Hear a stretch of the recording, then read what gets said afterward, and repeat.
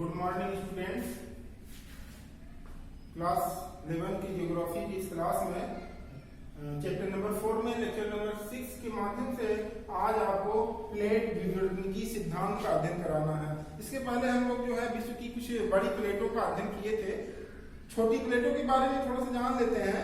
जो छोटी प्लेटें हैं वो कोकस की प्लेट है या प्लेट मध्यवर्ती अमेरिका तथा प्रशांत महासागरीय प्लेट के बीच में स्थित है, और नजिका प्लेट है या प्लेट दक्षिणी अमेरिका प्रशांत महासागरीय प्लेट के बीच में स्थित है। फिलीपीन प्लेट है या प्लेट एशिया महाद्वीप और प्रशांत सागरीय प्लेट के बीच में स्थित है। अरेबियन प्लेट है, प्लेट जो है अरब प्रायद्वीप अधिकांश भूभाग शामिल है। कैरोलिन प्लेट है या प्लेट न्यूगिनी के उत्तर में फिलीपीन और भारतीय प्लेट के बीच में स्थित है। छठवां फ्यूजी प्लेट है यह ऑस्ट्रेलिया और उत्तर पूर्व में स्थित है।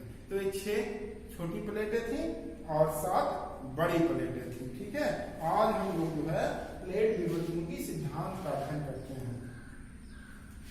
देखिए प्लेट विवर्तनिकी सिद्धांत में क्या बताता है, इस पे हम गौर करेंगे। तो प्लेटों की प्रकृति और उसकी प्रवाह है। प्रवाह का मतलब होता है प्रवाहित होना, बहना या चलना से भी हम कह सकते हैं प्रवाह को। अलग अलग विषय की अलग अलग भाषाएं होती हैं, तो भूगोल की अपनी भी भौगोलिक भाषाएं हैं। यहाँ प्रवाह से हम क्या समझते हैं, बहना या चलने से भी समझते हैं, तात्पर्य लगाते हैं। तो प्लेटों की प्रकृति और उसके प्रवाह से संबंधित अध्ययन का अगर हम अध्ययन करते हैं को प्लेट विवर्तनिकी कहते हैं। यानी प्लेट विवर्तनिकी किसे कहते हैं, प्लेटों का अध्ययन करना, प्लेटों का चलना, प्लेटों का खिसकना आदि बातों का अगर हम अध्ययन करते हैं तो उसे हम प्लेट विवर्तनिकी कहते हैं। एक लाइन में जान लीजिए कि प्लेट विवर्तनिकी क्या है। यानी प्लेट के बारे में अगर अध्ययन किए, हम प्लेट के चलने के बारे में अध्ययन किए और प्लेटों का अध्ययन किए तो उसे हम क्या कहेंगे, प्लेट विवर्तनिकी कहेंगे। उसे हम क्या कहेंगे, प्लेट विवर्तनिकी कहेंगे। प्लेट विवर्तनिकी की अवधारणा जो है, अर्थ जो है का प्रतिपादन 1967 में कल ही बताया गया था। प्लेट विवर्तनिकी सिद्धांत का प्रतिपादन कौन किया था, सन 1967 में मैकेंजी,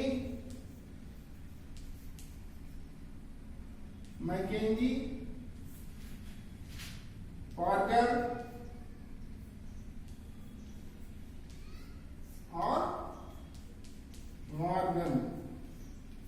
मॉर्गन ये तीनों विद्वान मिलकर के 1967 में प्लेट विवर्तनिकी सिद्धांत को प्रस्तुत किया था। कब, 1967 में। 3 विद्वान, मैकेंजी, पार्कर और मॉर्गन ने।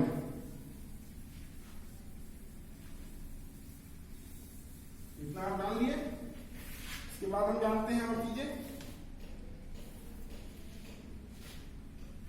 प्लेट विवर्तनिकी सिद्धांत के अनुसार, प्लेट विवर्तनिकी सिद्धांत क्या बताता है हमें, ये बताता है कि इस सिद्धांत के अनुसार स्थल मंडल जो है 7 प्रमुख प्लेटों में और 6 छोटी प्लेटों में बटा हुआ है, और उसी से 7 बड़ी प्लेटों से और 6 छोटी प्लेटों से मिल करके क्या बना, प्लेट विवर्तनिकी सिद्धांत बना। और उसी सिद्धांत का हम अध्ययन करते हैं, उसी प्लेटों के बारे में ही अध्ययन करते हैं, जिसे हम प्लेट विवर्तनिकी सिद्धांत कहते हैं।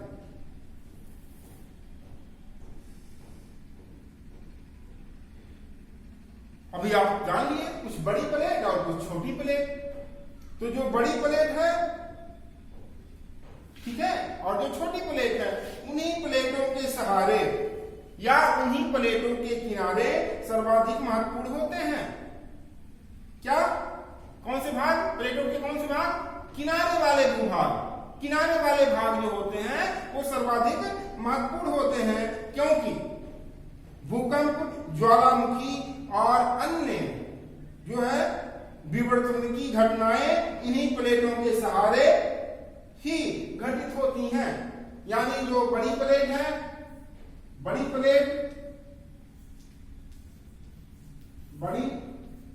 प्लेट, दूसरा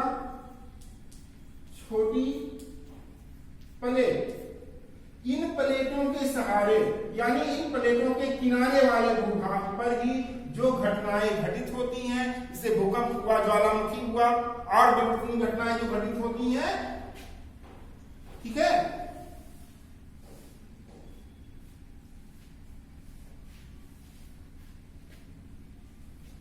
इसलिए ये सर्वाधिक महत्वपूर्ण है, इसलिए ये सर्वाधिक महत्वपूर्ण है। तो आप जान लीजिए कि प्लेटों के किनारे पे ही घटनाएं घटित होती हैं, भूकंप और ज्वालामुखी, जान लिए हम। प्लेट संचरण, संचरण का मतलब चलना, एक जगह से दूसरे जगह चलने की क्रिया को हम संचरण कहते हैं। एक जगह से दूसरे जगह चलने की क्रिया को संचरण कहते हैं। तो प्लेट संचरण यानी प्लेट एक जगह से दूसरे जगह खिसक रहे हैं, चल रहे हैं, तो उस क्रिया को हम प्लेट संचरण कहेंगे। तो प्लेट संचरण के परिणाम स्वरूप 3 प्रकार के प्लेट किनारी सीमाओं का निर्माण करते हैं। 3 प्रकार के प्लेट जो हैं वो किनारे वाले भूभागों का, सीमाओं का, किनारों का निर्माण करते हैं। 3 प्लेट कौन कौन सी प्लेट? अपसारी सीमा, अपसारी सीमा,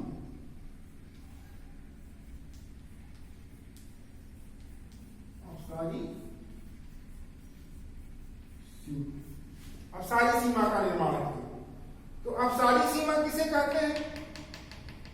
अपसारी सीमा में क्या होता है? इस सीमा, इसके अंतर्गत, इस क्रिया के अंतर्गत 2 प्लेटें एक दूसरे के विपरीत दिशाओं में बहते हैं, चलते हैं, खिसकते हैं। इस क्रिया के अंतर्गत 2 प्लेटें विपरीत दिशा में प्रवाहित होते हैं, विपरीत दिशा में चलते हैं, तो उसे हम अपसारी सीमा कहते हैं। मध्य अटलांटिक कटक अपसारी सीमा का प्रमुख उदाहरण है। मध्य अटलांटिक जो कटक बना हुआ है वो अपसारी सीमा का प्रमुख उदाहरण है। इस लेक्चर के माध्यम से आप समझ लीजिए। मान लिया कि 2 प्लेट है, ठीक है,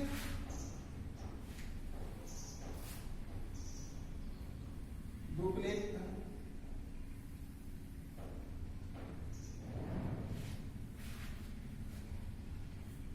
इसकी दिशा इधर है और इसकी दिशा इधर है, यानी विपरीत दिशा में प्रवाहित हो रही है। क्या हो रही है? विपरीत दिशा में प्रवाहित हो रही है। ये अधस्तर है,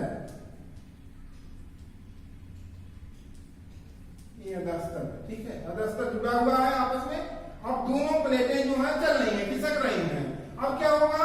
ये इस दिशा में चली और यह प्लेट इस दिशा में चली, तो बीच में क्या होगा? बीच का भाग जो है खिसकेगा, ये इधर खिसका और ये इधर खिसक गया। तो ऐसी क्रिया को हम क्या कहेंगे? क्या कहेंगे? अपसारी सीमा का निर्माण ऐसे होता है, इस तरह से होता है। ये प्लेटें हैं।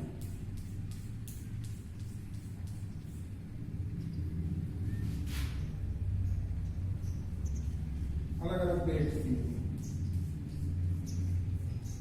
विपरीत दिशा,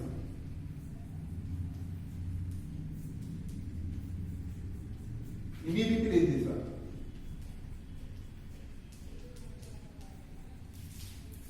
तो देख लीजिए दोनों प्लेट विपरीत दिशा में है और इस क्रिया के अंतर्गत 2 प्लेटें विपरीत दिशा में चलती हैं, इधर चली और उधर चली।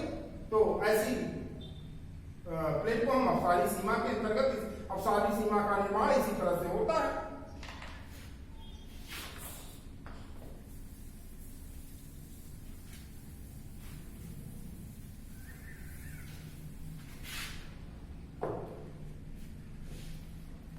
अभिसरण सीमा, दूसरा अभिसरण सीमा का निर्माण होता है।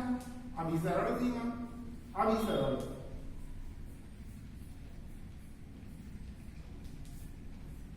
अभिसरण सीमा, अभिसरण सीमा। जब 2 प्लेटें एक दूसरे की ओर सरकती हैं, अब 2 प्लेट है, देखिए प्लेट और एक प्लेट, ये भी इधर चली और ये भी इधर चली, यानी दोनों एक समान दिशा में चल रही हैं। पहले विपरीत, पहले वाली स्थिति में विपरीत चल रही थी, इसमें समान चल रही। ये भी इधर खिसक रही है और ये भी खिसक करके इधर ही आ रही है। तो उस स्थिति में अभिसरण सीमा का निर्माण होता है। तो इसमें क्या होता है, जब दोनों एक ही दिशा में सरकती हैं तो अधिक घनत्व वाली जो चट्टानें होती हैं वो मेंटल के नीचे जाकर के पिघल करके नष्ट हो जाती हैं। इसका घनत्व अधिक होता, मान लिया इस प्लेट की घनत्व अधिक है तो इसके नीचे चला आया, ऐसे खिसकाया, और ये ऊपर से ये प्लेट इधर से चला गया और ये इसके ऊपर चढ़ गया, ये इसके ऊपर चढ़ा, इसके नीचे वाला हो गया जिसका घनत्व अधिक था वो मेंटल में जाकर के पिघल करके नष्ट हो गई। और जहां प्लेट धंसती हैं उसे प्रवेश क्षेत्र कहा जाता है। ठीक है, ये प्लेट यहां धंस गई तो ये क्षेत्र जो हो गया वो क्या कहलाया, प्रतिवेष्टित प्रवेश क्षेत्र या तो प्रवेश क्षेत्र कहलाया। इसको हम प्रवेश क्षेत्र कहेंगे। इसमें क्या हुआ, दोनों प्लेटें एक ही दिशा में चल रही हैं और जो घनत्व वाली प्लेट होती, मान लीजिए ज्यादा घनत्व वाली प्लेट थी, नीचे की तरह मेंटल की तरफ चले आई और पिघल करके नष्ट हो गई। तो ऐसे क्षेत्र को हम क्या कहें, प्रवेश क्षेत्र। ये एरिया का पूरा एरिया क्या हो गया, प्रवेश क्षेत्र के नाम से हम जानते हैं। इसे ही अभिसरण सीमा का निर्माण होता है। ठीक है,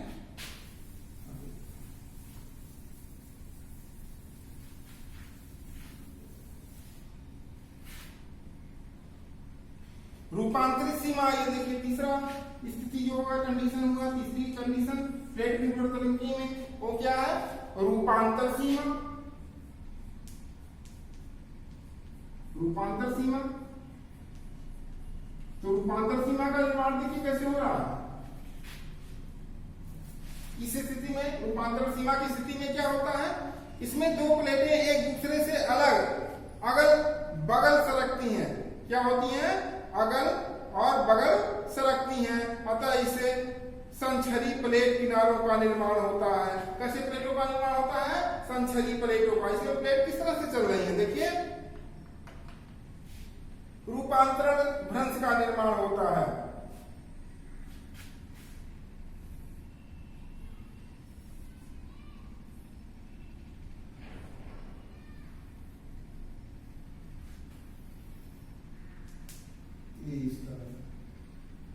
अगल बगल चल रही है, ये इधर से जा रही है और ये इधर से जा रही है। प्लेट अगल बगल ही चल रही है, पैरेलल में ऊपर नीचे चल रही है। तो ऐसी प्लेट को हम रूपांतरण सीमा कहते हैं। और इसमें संछरी प्लेट किनारों का निर्माण होता है। ये प्लेट नंबर 1 थी, प्लेट नंबर 1, प्लेट नंबर 2 इधर जा रही है, इधर जा रही है, लेकिन टकराई नहीं है दोनों। तो इस तरह से रूपांतरण यानी रूप बदल गया इसका। तो रूपांतरण सीमा का निर्माण होगा। तो ये प्लेट विवर्तन की सिद्धांत था पूरा। पास क्लास में बस इतना ही, अगले क्लास में और चीजें बताई जाएंगी। भारतीय प्लेटों के संचरण के बारे में बताई जाएंगी कि भारतीय प्लेट कैसे चलते हैं, उसके बारे में अध्ययन कराया जाएगा। तो आज के लिए बस इतना ही इस क्लास में। Thank you.